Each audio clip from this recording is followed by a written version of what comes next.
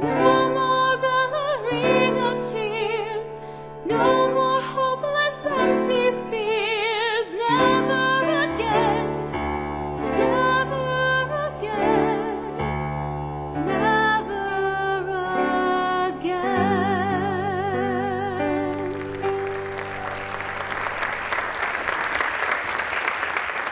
Now, it is my great honor to present for Grace's 5th annual Patron of Women's Rights Award. This award celebrates individuals who strive on a regular basis to make the world a more equitable place for women. Previous recipients have been Maria Shriver, California Senator Liz Figueroa, Jill Kinmont, and California Senator Sheila Kuehl. This year, I am excited to present our award to a most deserving woman whose impressive, inspiring leadership in LA political leadership, in LA political, I said it wrong, I'm sorry, Wendy. But it has brought her to a place of being touted the most powerful woman in LA. It's not me, it's Wendy. Our 2014 recipient is, of course, Wendy Greuel.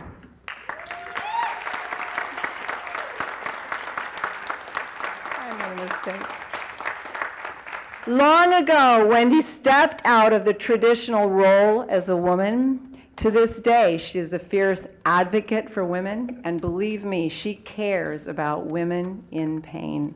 I met Wendy in 2003 when she was an L.A.City councilperson. She had agreed by phone to author a For Grace RSD Awareness Month resolution, and right out of the gates, she wowed me with her tireless, committed work ethic. In fact, when I first laid eyes on Wendy at City Hall to present the resolution, I couldn't help but notice that she was 8 or 8.5 months pregnant and about ready to burst. But that didn't stop her, and Wendy didn't stop helping For Grace and women in pain. In fact, she went on to author a Women in Pain Month and Day resolutions, plural. She repeatedly granted financial support to For Grace through her City Council discretionary fund. She made an appearance on the Discovery Channel's documentary Pain Matters. Did you know that, Wendy? Okay.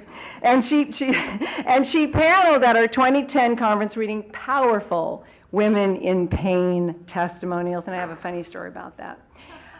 I was in a restaurant in the Valley with actor Kevin Dobson, and we were preparing a scene that he was going to play at the conference when Wendy walked in.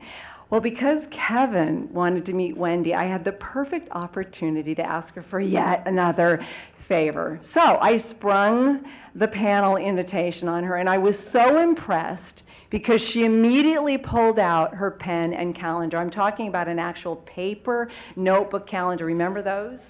Not a Palm Pilot, not a smartphone. And she said, okay, Cynthia, let me make sure I've got all this down so I know exactly when and where you want me to be. Well, that blew me away. And in fact, whenever we have called upon Wendy, the answer has been yes. Wendy has led a life filled with yeses and successes. What a joy it's been to read about you, Wendy. A working mom and lifelong Angelina, Wendy attended LA public schools and graduated from UCLA. She began her career in public service, working for her mentor, Mayor Tom Bradley, for a decade. Then in 1997, Wendy decided to transition into the private sector, working for 5 years in the film industry as an executive at DreamWorks Studios. Wow. In 2002, Wendy was elected to the Los Angeles City Council, where she developed an impressive record of accomplishment, so much so that I had to edit heavily at this point. Then 7 years later, Wendy was elected city controller, becoming only the second woman in LA history elected to citywide office. Wow. As controller, her audits advanced important causes for women, including working to close the LA backlog of untested rape kits and ensuring, thank you. and ensuring that women were given fair access to contracting opportunities. Both of these audits reflect Wendy's deep commitment to ensuring equal opportunity for women. Women. Thank you. This year, when Wendy ran for Congress, her website stated, "It is wrong that women still only earn 77 cents for every dollar, that the right to make their own health care decisions is regularly attacked, and that women only make up 18% of membership in the House of Representatives." Thank you, Wendy. Throughout her career, Wendy has gained a reputation as a consensus builder, a fierce advocate for women, and a tough fiscal watchdog. And back to that amazing work ethic, I just have to mention that when I had the joy of running for the California State Assembly in 2006, I was floored because whenever there was an event, Wendy was there. I don't know how she does it. But whether there were 500 people in a room or 10 women in a room, Wendy was there. And true to form today, Wendy is here. I think it's fair to say that she knows most everyone from DreamWorks to city council person and controller, her historic run for mayor and most powerful woman in Los Angeles. Who knows what she's going to do next? I would certainly hedge my bet that it's going to blow our collective socks off. Ladies and gentlemen, it is my pure pleasure and privilege to introduce Wendy Greuel. Woo!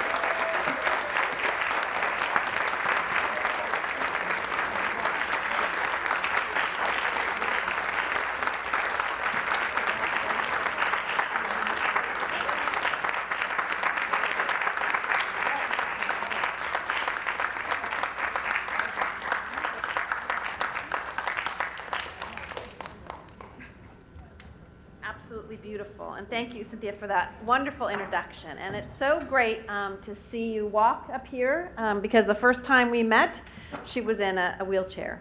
And I have to admit, I had no idea about the issue of women in pain, and the fact was that so many people weren't listening to the women who came and talked to them about their pain, didn't believe them, didn't think they had the voice. And it's one of the reasons when people ask me why I would run for office, why I went into public service. And when you list those years, it reminds me of how old I am, although I still feel young, when I started working for Tom Bradley. And as I've had discussions recently with people about what to do when I grow up, it always goes back to how to make a difference and how to use your voice in a way that changes public policy, changes people's minds, changes people's attitudes. And that's what Cynthia did. I didn't know, we didn't know each other. She just called, we chatted on the phone, and I said, of course I will be helpful. And the other thing I think about women, and there's men in this, I have a little boy and a great husband, but women never take no for an answer. And thank God. Thank God for someone like Cynthia who said, we are not going to stand aside and say that it is okay. We're going to make sure that you listen. We're going to take you by the collar. We're going to stamp our feet. We're going to knock on that door. We're going to pound on that door to make a difference. And that's what For Grace has done. And we all have inspirations in our life and inspirational people. And I love to tell the story about my mom because unfortunately she is not with us anymore. She died in 2007. She told me a story about her struggles and things that she wanted to be able to do in her life. She grew up in a small town in Harrisburg, Illinois, which is in southern Illinois, almost to the Kentucky border. And she grew up in a coal mining town. My grandfather was a coal miner, and she was raised, as they said, on the other side of the tracks. And so in the 1980s, she bought 2 homes in Harrisburg, Illinois, to turn them into a bed and breakfast. And I was like, okay, Mom, you're a good businesswoman, but who's going to visit Harrisburg, Illinois and stay in these bed and breakfasts? And she said, well, we're the closest thing to the federal prison. And so people have to stay somewhere when they visit their relatives. So I would not market that, Mom. But coal mining executives, receptions, whatever, they were the 2 biggest houses. And, in our standards, they didn't cost very much. But she bought them. And And I could never understand why she did it. And a month before she died, she had a premonition that she was not going to live long. She wasn't sick or anything, but she started telling us these stories, different stories. And she told this one story. She says, "Do you know why I bought those houses?" And I once again said, "No, I questioned your sanity, Mom." She said when she was about 10 years old, she went uptown to the wrong side of the tracks, or the right side of the tracks, I guess you would say, and knocked on the door on Halloween and said, "Trick or treat," with her little sister. And they slammed the door in her face and they said, "We don't give to your kind." And it always gets me emotional because she, did so much in her life. And she vowed at 10 years old that one day she would own those homes and prove to them that she had made something of herself. And so when I think about people's struggles at every level, whether it is in pain, whether it is making a difference, whether it is just proving to people that you can get where you want to go. And let me tell you, as an elected official, people will say things to you that they would never say to anyone else. Like they had, if you've read the Kristen Gillibrand, it just came out, some of the excerpts of that, of what they said about her in Congress. I remember when I had my son, which I was pregnant, I was only the third woman in the history to have a child while in office. And I was told that I should go home and be a real mom to my child. And if you meet my kid today, he is the best kid ever at 11 years old. And he's grown up knowing, one, to listen to his mother, but two, about the importance of speaking out and speaking up, about making sure that you listen to people and what they're doing and to be a strong advocate, and how important it is, because we're here with a lot of women, to make sure that you support women in their efforts. And whether you win or lose, because a lot of people say to me, "How does it feel to win an election?" I was elected for 12 years, but I've lost a few. But what it does is it questions and challenges who you are in your gut, and you get up and say, "I'm still going to make a difference," because you just do your best. And that's what I'm teaching my child. That's what For Grace and others have done, and said, you know what, you may find that doctor or healthcare worker who doesn't listen to you, and you move on. You try, and you move on to the next, because you don't stop. And that's critically important. And this, when Cynthia emailed me, it was just such a pleasure and an honor to be able to receive this, because what we do each day is just try to put one foot in front of the other to make sure that you can make a difference. And I will just close. I know I'm between you and lunch, so I don't want to go on. So my son, who was no different than going with his mom to every event possible in the city, the hardest thing for me after losing actually the mayor's race was to tell him the next morning that we had lost. And that was just hard. I could do anything else but to tell him and have him be a little teary-eyed. And so he was fine. He chocolate chip pancakes. He was good. He was ready, on to the next. Saturday, his teacher emails me and says, "I want to tell you a story about Thomas." And of course, my heart dropped, thinking something horrible happened in that couple of days. But in fact, she started telling me a story about a book they were reading on the gold rush, believe it or not, in their classroom in 4th grade. And in the book, there's a character who says, "Boys are more courageous than girls." This good teacher said to everyone in the classroom, "What do you think? Is that true?" Wanted to have some dialogue and discussion. Of course, one little kid raised his hand and said, "Look at Amelia Earhart. She was courageous." Someone else said, "Rosa Parks. She was courageous." Another one said, "Dolores Huerta. She was courageous," because they wrote about all these and they get to study them in school. My son raised his hand and said, "My mom. She was courageous enough to try to be the first woman mayor, and I'm proud of her." And I think, of course, I cried, but you think about what it is you teach your children and what we teach each other, which is you try and you do your best, and you use your voice for good.